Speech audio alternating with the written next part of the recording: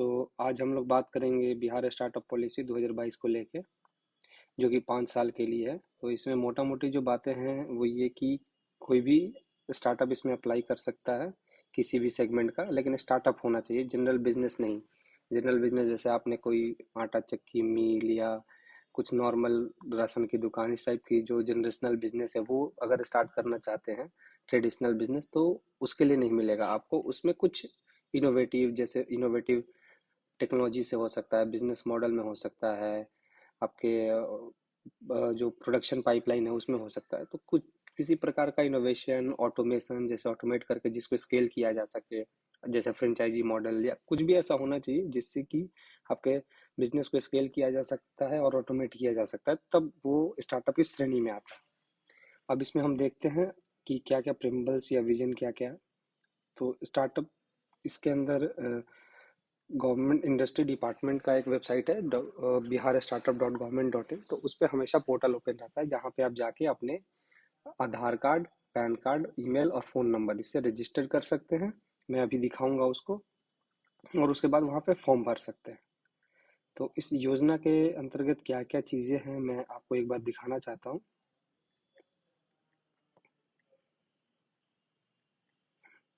इसमें आपको, अगर आप सेलेक्ट होते हैं, इसमें तीन स्टेप में एप्लीकेशन होता है। पहला ऑनलाइन एप्लीकेशन, जिसमें आप अपने फॉर्म, अपने आइडिया के बारे में भरेंगे। अगर आइडिया भी है तब भी आप अप्लाई कर सकते हैं, और बिजनेस चल रहा है तब भी अप्लाई कर सकते हैं।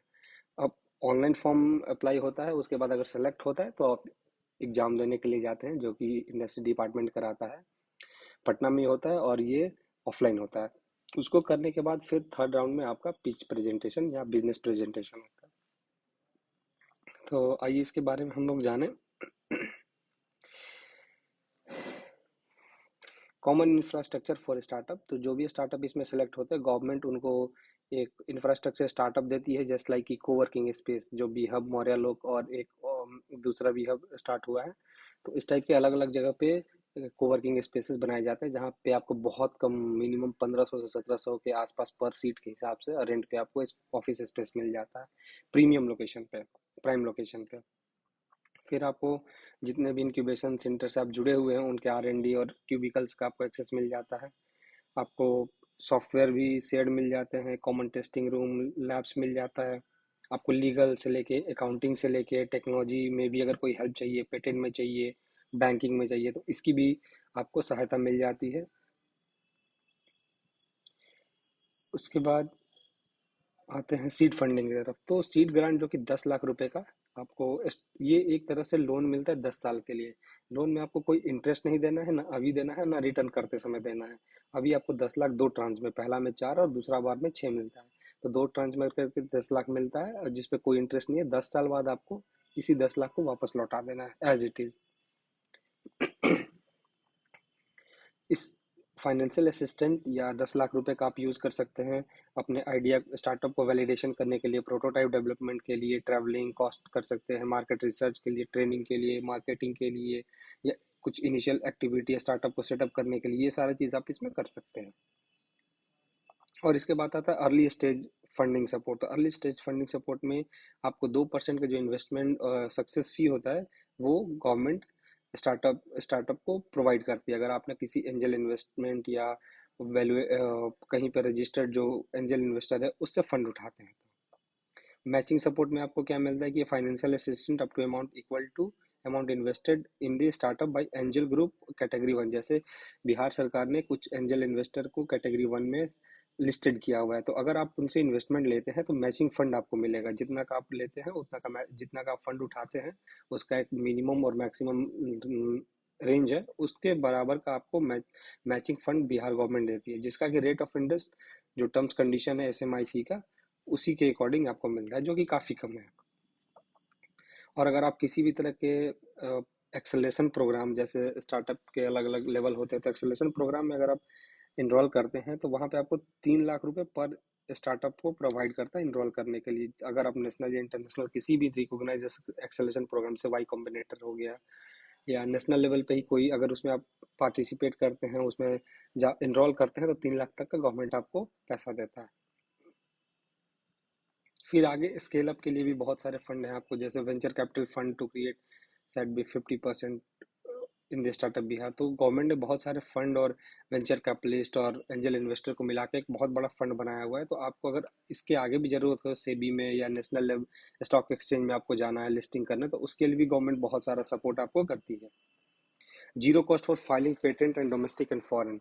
तो अगर आपको पेटेंट फाइल करना है तो बिहार गवर्नमेंट आपके फंड को रिइम्बर्स करती है, जो भी पेटेंट में आपके पैसे लगे हैं, जैसे bear all cost of associate toward filing domestic patent. Domestic patent में जितने भी पैसे लगते हैं वो सारे गवर्नमेंट आपको प्रोवाइड करेगी। And provide additional finance assistance in form of reimbursement for award foreign patent toward filing fees. तो अगर आपको फॉरेन पेटेंट मिलते हैं तो उसमें फाइलिंग फीस जो होती है वो आपको रिइंबर्स कर देगा बिहार गवर्नमेंट।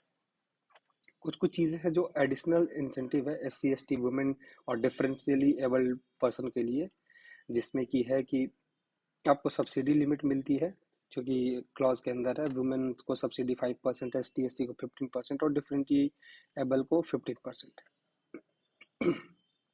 ये एडिशनल ग्रांट एग्जेप्शन या सब्सिडी हो सकती है मे बी कि इसका मतलब ये होता है कि उसमें हो सकता है कुछ ग्रांट हो जाए या मनी 10 लाख से बढ़ा के 10,50,000 ऐसे कर दिया जाए या कुछ सब्सिडी दे दी जाए। तो ये आप क्लॉज है जिसके अंदर पढ़ सकते हैं।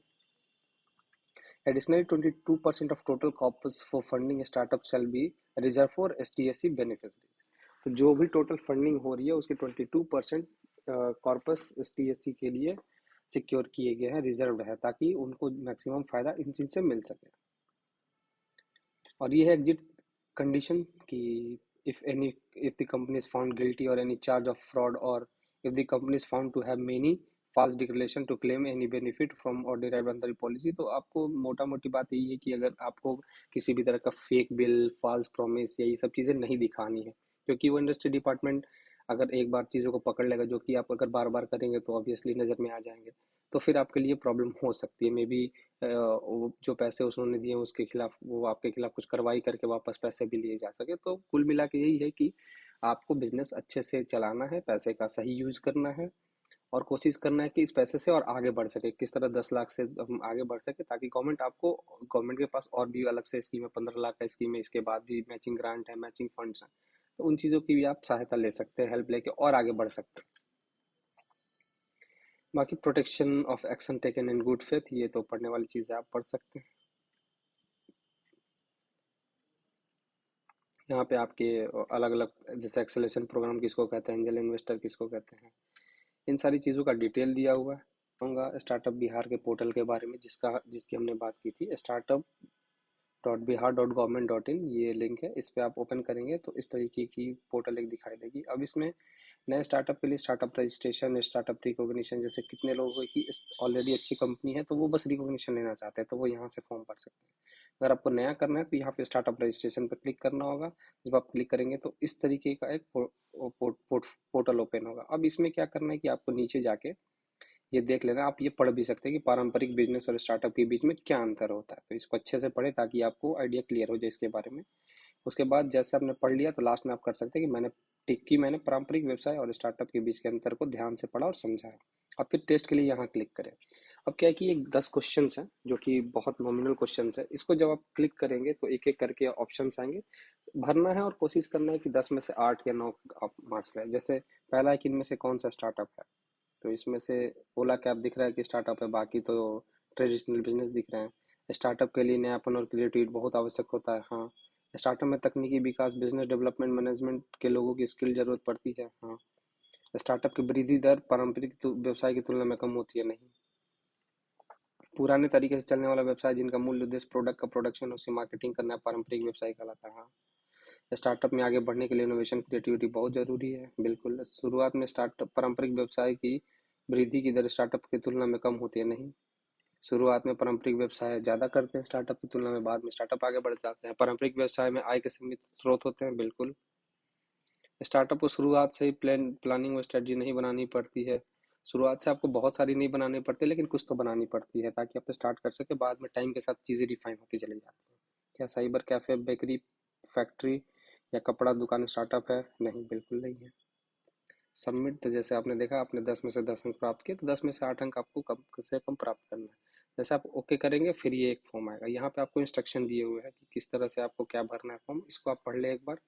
और क्या क्या डॉक्यूमेंट, जैसे email ID, mobile number, passport size photo, scan image of Aadhaar and pan card, caste certificate अगर है तो ठीक है, जनरल के लिए कोई रिक्वायरमेंट नहीं है कास्ट सर्टिफिकेट का। एजुकेशनल क्वालिफिकेशन जहाँ तक आपने पढ़ा है, 10th 11th 12th या फिर ग्रेजुएशन मास्टर्स, तो इसका आप डिग्री का सर्टिफिकेशन लगा सकते हैं। एंटिटी प्रूफ लगा सकते हैं। इमेज बैलेंस शीट का अगर है, कंपनी ऑलरेडी फाइल तो उसका कर सकते हैं, नया कंपनी है तो इसकी ज़रूरत नहीं पड़ती है। अब यहाँ पे आप देख सकते ब्रोशर भी दिया हुआ है कि इसको इंग्लिश हिंदी दोनों में आप पढ़ सकते हैं डाउनलोड करके। और आपने अगर पढ़ लिया पूरा तो फिर आप नीचे कर सकते हैं, I have read all the instruction carefully accept and proceed. अब अगर आपकी कंपनी नई रजिस्टर्ड है बिहार में, या आप नया अभी खोलना चाहते हैं, बस आइडिया है, तो आपको यहाँ पे नो करना है। और अगर आपकी ऑलरेडी कंपनी रजिस्टर्ड है, आप बिजनेस कर रहे हैं, तो फिर आप यस करना है। तो जैसे आपकी कोई नई कंपनी, आपने अभी आइडिया ही है या आइडिया भी है कर रहे हैं, तो कहीं दूसरे जगह कर रहे हैं, बिहार में नया खोलना चाहते हैं, तो आप नो पे जाएं। तो नो पे जाएंगे तो बस इतने ही चीज़ आपको भरना होगा, first name, name of startup, mobile phone number, email ID, Aadhaar number. तो यहाँ से ओटीपी के माध्यम से आपका रजिस्टर हो जाएगा। रजिस्टर होने के बाद फिर आप अलग अलग फॉर्म इसमें आप भर सकते हैं। और अगर आप बैक जाएं तो फिर यस भरने के बाद आपका ये पूछेगा कि अगर आपने यस चुना है, अगर रजिस्टर्ड है, तो फिर पूछेगा कि क्या 10 साल से ज़्यादा है बड़ा या नहीं।